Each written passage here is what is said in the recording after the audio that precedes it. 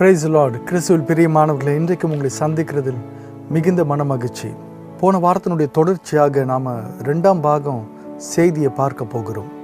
என்ன பார்த்துட்டு இருக்கிறோம் அப்படின்னாக்கா, தேவனுக்கு பிடித்தமானவர்கள் யார், அந்த லிஸ்டில் நாம் எப்படி இணைய முடியும், அப்படி இணையக்கூடிய நபர்களுக்கு தேவன் எப்படிப்பட்ட சலுகைகளை, எப்படிப்பட்ட பாதுகாப்பு, விசேஷ விதமான பாதுகாப்பையும் பராமரிப்பையும் கொடுக்கிறார் என்பது தான் நாம் பார்த்துட்டு இருக்கிறோம். அப்போஸ்தலர் 10:34 சொல்கிறது, தேவன் பட்சபாதம் உள்ளவர் அல்ல, அவர் ஆள் பார்த்து செயல்படுகிறவர் கிடையாது, முகதாட்சியம் கிடையாது, அவர் எல்லோரையும் சரிசமமாக அன்பு செய்கிறார். நீங்கள் யாராக இருந்தாலும் சரி, கர்த்தர் எந்த வேற்றுமையோ பிரிவினையோ அவருக்கு கிடையாது, எல்லோரையும் அன்பு செய்கிறார். இருந்த போதிலும் அவருக்கு பிரியமானவர்கள் என்று இருக்கிறார்கள். அந்த லிஸ்ட்டில் இன்றைக்கு நாம் இருக்கிறோமா அப்படிங்கிறத நாம் செக் பண்ணிக்கணும். அப்படி இருக்கக்கூடிய நபர்களுக்கு தேவன் எப்படிப்பட்ட வழிநடத்தலை கொடுக்குறாரு, அதை தான் நாம் பார்த்துட்டு இருக்கிறோம். ஒரு உதாரணம் சொல்கிறோம் பாருங்க. ஒரு அப்பா, அவருக்கு 4 பிள்ளைகள் இருக்கலாம். அப்பா 4 பிள்ளைகளையும் சரிசமமாக அன்பு செய்யலாம். ஆனால் அப்பாவினுடைய அன்பை எல்லோரும் புரிந்து கொள்வார்களா, அப்பாவினுடைய பேச்சுக்கு எல்லோரும் கீழ்ப்படிந்து அவர் சொல்லுகிறபடி நடந்து கொள்வார்களா அப்படின்னாக்கா எப்போதும் அது சாத்தியம் கிடையாது. ஒரு சில பிள்ளைகள் தான் அப்பாவினுடைய பேச்சுக்கு கீழ்ப்படிவார்கள், அப்பாவுடைய அன்பை புரிந்து கொள்வார்கள், இல்லைங்களா? அதுபோல தான் தேவன் எல்லோரையும் சரிசமமாக அன்பு செய்கிறார். ஆனால் அவருடைய அன்பை ஏற்றுக்கொண்டு புரிந்து கொண்டு யாரெல்லாம் அவருடைய வார்த்தைக்கு கீழ்ப்படுகிறார்களோ அவர்களெல்லாம் அவருக்கு பிடித்தமானவர்களுடைய லிஸ்டில் வர முடியும்.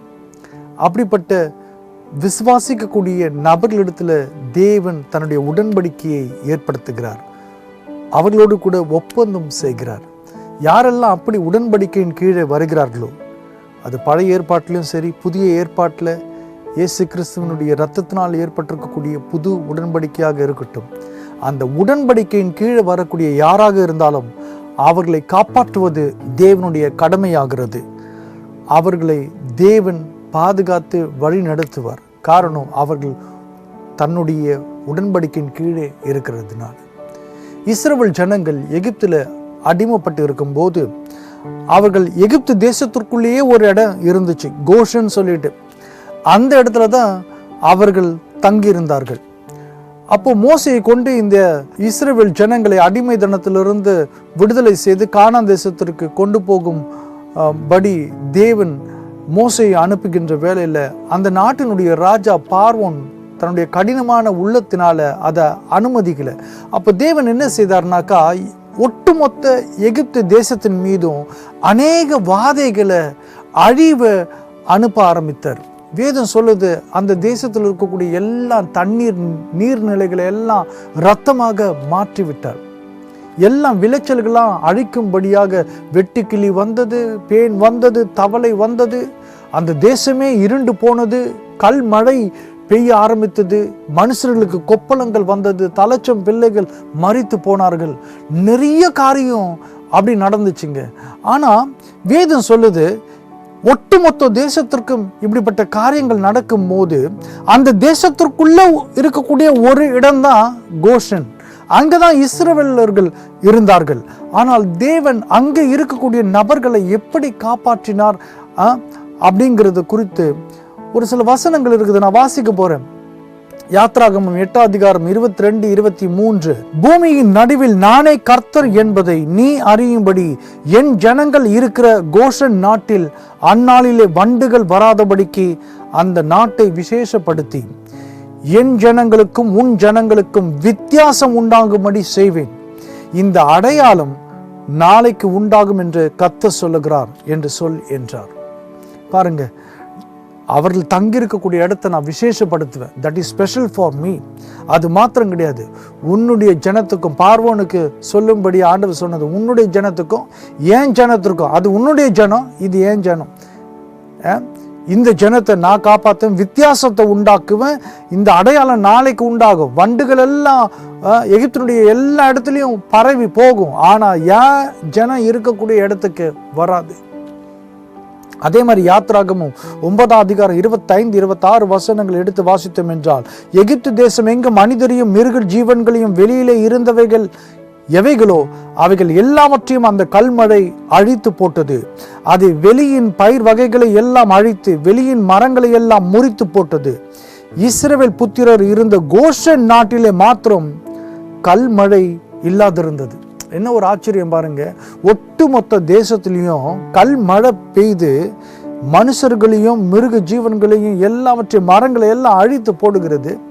அப்படிப்பட்ட பயங்கரமான ஒரு கல்மழை பெஞ்சிட்டு இருக்கிற போது அந்த தேசத்துக்குள்ள இருக்கக்கூடிய ஒரு பர்டிகுலர் பகுதியில மாத்திரம் மழை பெய்யலைங்க, கல்மழை பெய்யல, அங்க அழிவு ஏற்படல. தேவன் தொடர்ந்து தம்முடைய ஜனத்தை வேலி அடைத்து பாதுகாத்தார்.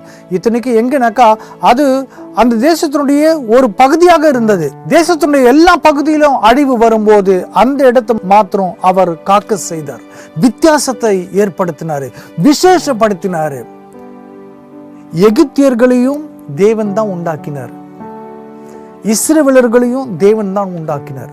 இந்த உலகத்துல மனுஷர்களா பிறந்த ஒவ்வொருவரையும் தேவன் தான் உண்டாக்கி இருக்கிறார் இல்லைங்களா?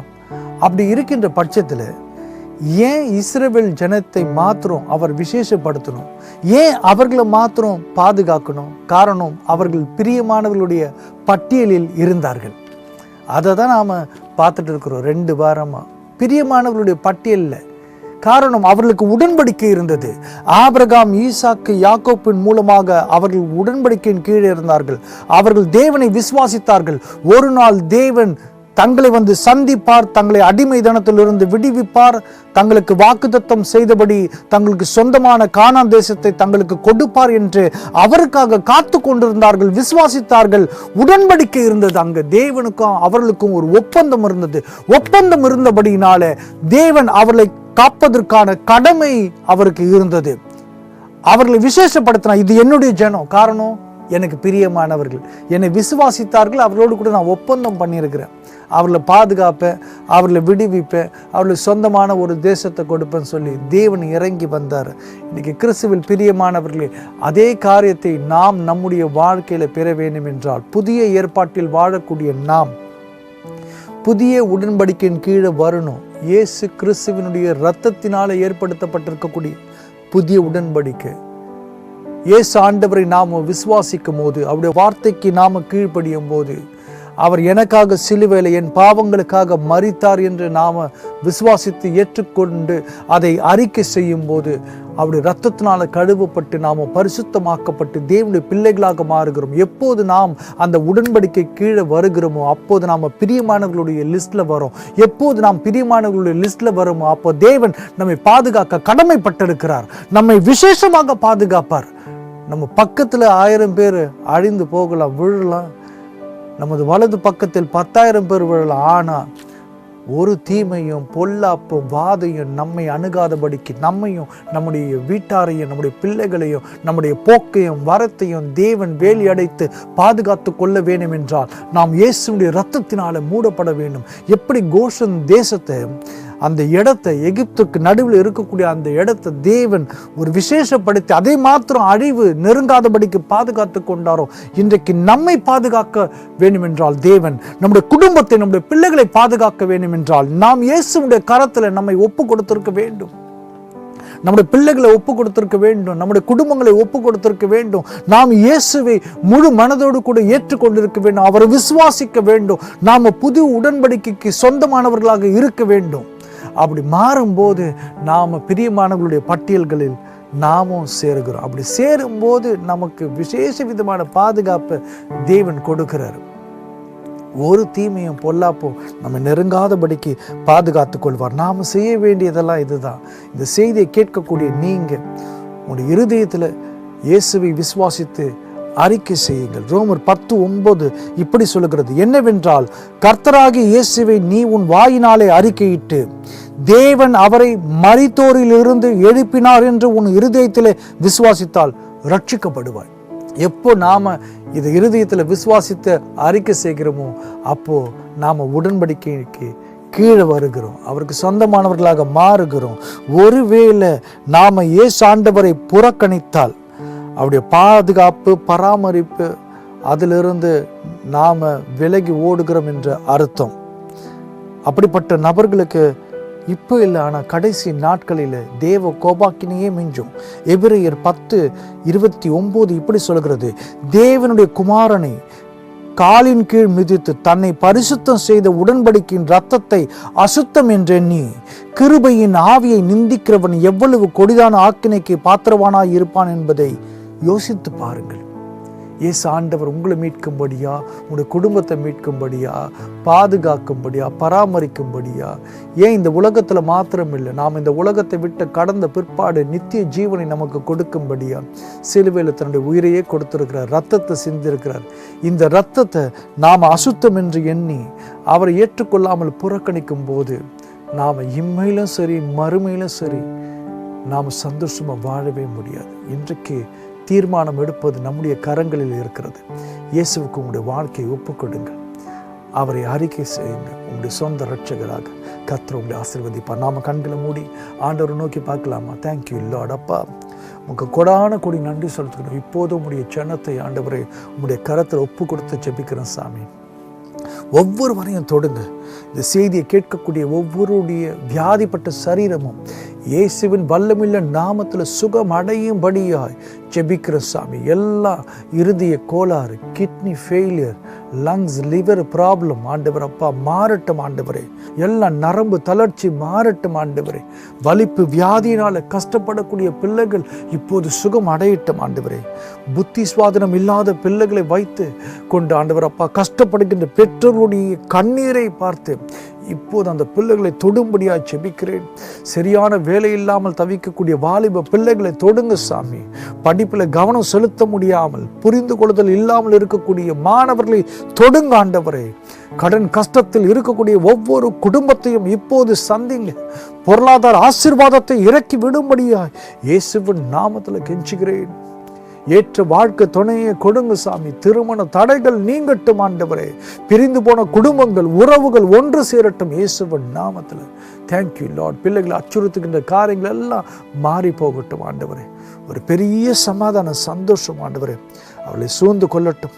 உம்மை ஏற்றுக்கொண்டு உம்மை அறிக்கை செய்கின்ற ஒவ்வொருவரையும் நேர் உம்முடைய உடன்படிக்கைக்கு சொந்தமானவர்களாக மாற்றி அவர்களை சுற்றிலும் வேலி அடைத்து, அக்கினி வேலி அடைத்து உம்முடைய இரத்தத்தினாலே மூடி அவர்களை பாதுகாத்துக் கொள்கிறார். ஒரு பொல்லாப்பும் தீமையும் அவர்களை நெருங்காதபடிக்கு ஆண்டவர் அப்பா நீர் ஆண்டவரே அவர்களை ஆண்டவர் அப்பா பராமரிங்க சாமி. இயேசுவின் இனி நாமத்தில் ஜெபிக்கிறேன் எங்கள் ஜீவனுள்ள நல்ல பிதாவே. ஆமென், ஆமென். God bless you all. பிரியமானவர்களே, கிறிஸ்துவில் பிரியமானவர்களே, ஒருவேளை நீங்கள் சென்னையில் இருந்தீங்கன்னாக்கா எங்களுடைய மாதாந்திர கூட்டங்கள் ஒவ்வொரு மாதமும் 3வது 4வது ஞாயிற்றுக்கிழமைகளில் சென்னையில் இருக்கக்கூடிய பச்சைப்பெண் கல்லூரி எதிரில் இருக்கக்கூடிய சென்ட் ஜார்ஜ் ஸ்கூலில் மதியம் 1 மணிக்கு மேலே நடக்குது. நீங்கள் வந்து கலந்து கொள்ளலாம் 3வது 4வது ஞாயிற்றுக்கிழமைகளில். அது மாத்திரமல்ல, என்னுடைய பேரில் ஃப்ரெட்ரிக் சில்வஸ்டர் என்கிற பேரில் யூடியூப் சேனல் இருக்குது. நிறைய ஆண்டவருடைய செய்திகள் அதில் இருக்குது. தயவு செய்து போய் பாருங்கள், மற்றவர்களுக்கு பகிருங்கள். ஆண்டவர் உங்களையும் அவர்களையும் ஆசீர்வதிக்கட்டும். ஆமீன். Thank you Lord. கிறிஸ்து ஆறுதலின் தேவன் ஊழியங்கள் கடந்த 20 ஆண்டுகளுக்கு மேலாக இயேசுவினுடைய நற்செய்தியை அநேகருக்கு அறிவிக்கும் பணியில் இருந்து வருகிறது. நீங்களும் எங்கள் மாதாந்திர கூட்டங்களுக்கு வந்து கலந்து கொள்ளும்படி அன்புடன் அழைக்கின்றோம். ஜெப விண்ணப்பங்கள் இருந்தால் எங்களை தொடர்பு கொள்ளலாம். இயேசு கிறிஸ்து கொடுக்கக்கூடிய ஆறுதலையும் ஆத்ம ரட்சிப்பையும் அநேகருக்கு பகிர்வோம். கர்த்தர் உங்களை ஆசீர்வதிப்பாராக.